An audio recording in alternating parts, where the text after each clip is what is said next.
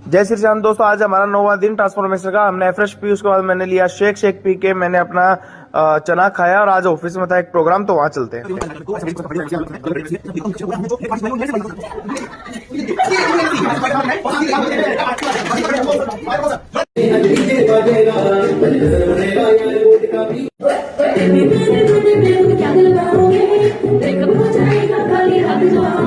Birthday celebration के बाद हमने मधु मैडम को पिन और सुपरवाइजर की सर्टिफिकेट दी। उन्होंने कमाई अपने मेहनत से। और उसके बाद हमने किया अपना लंच कर रहा था, लेकिन ये सामने वाले देख रहे थे, मैं लंच के ऊपर नजर थी। उसके बाद मैं आ गया जिम में आज मेरा लेग डे था, तो मैंने लेग्स के लिए वर्कआउट किया। पहले स्क्वाट्स लगाए और उसके बाद फिर मैंने लेग प्रेस किया।